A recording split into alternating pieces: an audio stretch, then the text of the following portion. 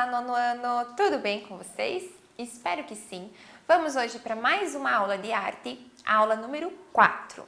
Hoje nós vamos falar sobre surrealismo, né? Então, viemos aí conhecendo e aprofundando o conhecimento sobre o dadaísmo e é a partir dele que vai surgir aí o surrealismo, tá?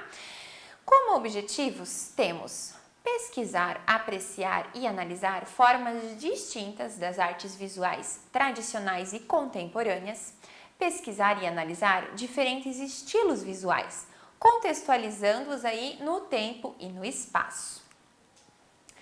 Sonhos, fantasias, né? A inconsciência, a ausência de lógica, né? São aí os principais características, as principais intenções aí do movimento surrealista, tá? Fundado em Paris em 1924. É justamente aquele assim, é algo surreal, é o mundo da fantasia, é o nada a ver, tá? É bem isso. Como ícone aí, né, do movimento, a gente já tem aí uma pintura do Salvador Dalí, A Persistência da Memória, né, esses famosos relógios derretidos aí, que o artista fez muito sucesso no surrealismo. Esses artistas, então, ligados a esse movimento, eles rejeitam os valores, tá, impostos pela sociedade e eles querem justamente trazer algo assim surreal, aquele mundo da fantasia, tá?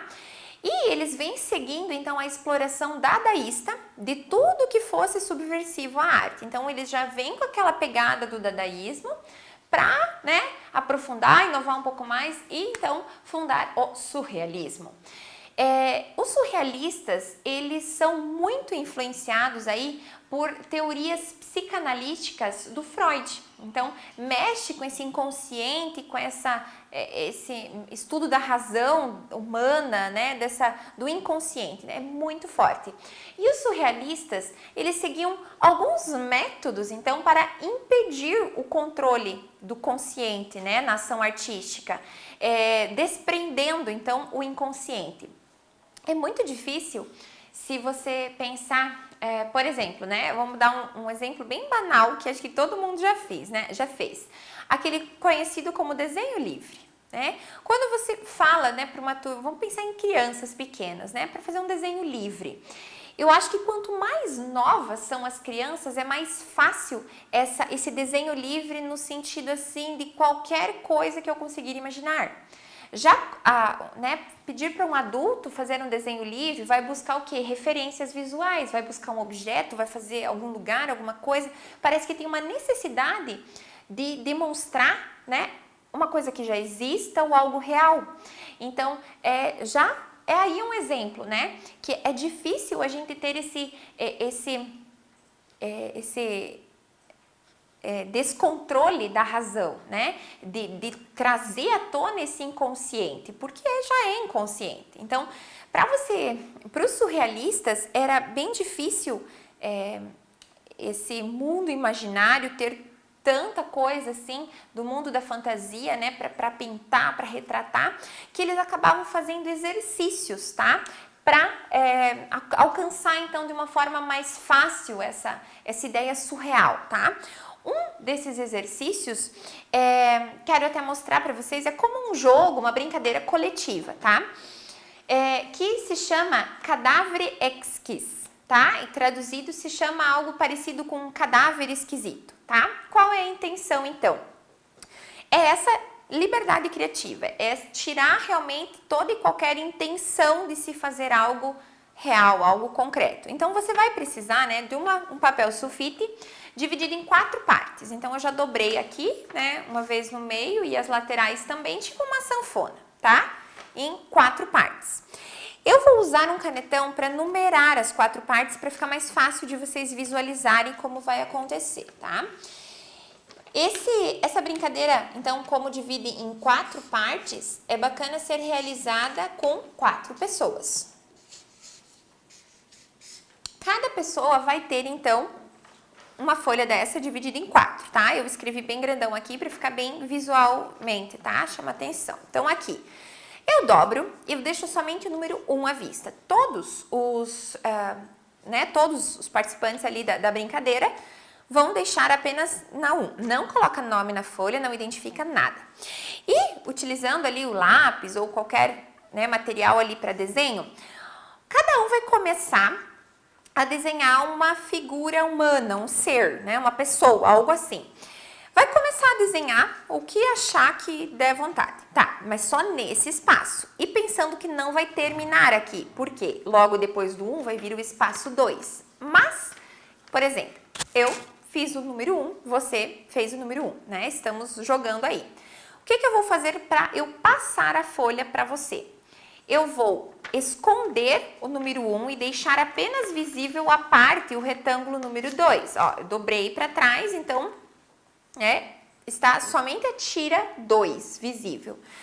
Aí, eu vou continuar o seu desenho, você continua o meu desenho e assim as 4 pessoas. Então, você não sabe o que tem antes. Se tem uma cabeça, se tem um começo de um braço, não sabe, você só vai continuar. Então, é aquela coisa assim, você vai começar do zero, mas já é a continuidade de um outro desenho da outra pessoa. E assim você vai repetindo. Para passar para o outro colega, você vai esconder o 2 e deixar o 3 visível. Então, aqui, ó, vou esconder, vira, dobra, desdobra, ó, vou deixar o 3 visível. Aí, depois, o 4. Quando as 4 pessoas desenharem nas 4 folhas, vocês vão, então, abrir essa folha para ver o resultado. Aí vai ser uma coisa totalmente esquisita, né? Onde todos continuaram o desenho sem saber o que tinha sido desenhado anteriormente. Então, esse era um exercício que os surrealistas faziam, uma brincadeira, para libertar a mente, para ter um resultado final totalmente surrealista, sem a intenção de criar algo específico, tá? E façam essa brincadeira em casa, enfim, com os pais, irmãos, é bem legal e resulta aí em trabalhos super esquisitos, muito surrealistas. E você pode ainda, depois de ter a folha pronta, fazer ligações do desenho, né? Porque às vezes o começo de um aqui precisa de alguns traços, algumas linhas para completar então a folha toda. É bem legal, vale a pena praticar então esses cadáveres esquisitos aí.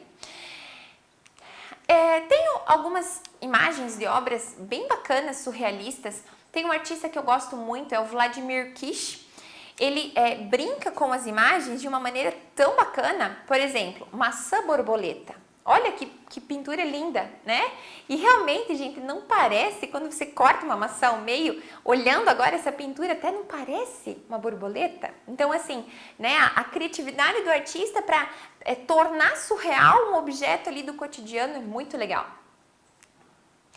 Os surrealistas, então, eles concebiam o inconsciente, né? Eles traziam essa imaginação, esse mundo imaginário, então, para as suas obras, para as suas pinturas, e de forma que não se utilizasse da razão, né? Mas sim um impulso, então, dos sentimentos aí irracionais, algo bem surreal, como foi o resultado ali da brincadeira que vocês podem ter feito, né? Que eu sugeri para vocês.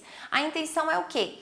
Que o resultado final seja totalmente surreal, não com a intenção de retratar alguma coisa. Aqui nós temos o Castelo dos Pirineus, uma pintura do René Magritte. O Magritte foi também um grande nome do surrealismo. Outra, então, do Salvador Dalí, autorretrato mole com bacon frito, né? Muito surreal, por sinal. Então, o Dalí, ele é muito criativo nessas produções. Então, vejam, né, que é um autorretrato, olha os bigodes marcantes ali dele, né? Então, são obras que elas chamam a atenção por tamanho surreal que elas são, né? Por tamanho fantasiosas, assim, que chegam a ser incômodas, né, para o que a gente observa. Aqui temos outra, Galateia das Esferas, de 1952. Aqui temos, né, a obra inteira e ali detalhes. Nessa pintura, nós temos, então, retratada, que seria a esposa do Salvador Dalí, onde ele faz essa associação, assim, com a origem da matéria, como a pessoa formada por átomos, enfim, ele traz toda uma alusão científica aí por trás dessa pintura. Não há, então, uma data que que demonstra aí o fim do surrealismo, né? Porque ela influencia até os dias de hoje artistas aí de todo o mundo. Claro que, né, vai se mudando as intenções, enfim, mas não há aí um fim bruto, né, desse estilo aí. No Brasil, a gente pode encontrar aí características do surrealismo nas obras da Tarsila do Amaral e do Ismael Neri, por exemplo, tá? Da Tarsila do Amaral é leve, né, é bem o jeito dela, mas o Abaporu, por exemplo, né, da Tarsila, né, o formato é algo surreal também, tem essa pegada surrealista. Temos o exemplo aqui então o Abaporu e a Lua também da Tarsila. E aqui duas obras do Ismael Neri, também brasileiro. Olhem que além de surrealismo, ele até meio, né, permeia aí pelo cubismo também, por essa geometrização aí nas figuras, né, nas suas pinturas. Muito bem, assim introduzimos então o nosso estudo sobre o surrealismo, dando asas aí à imaginação. Um abraço e até a próxima!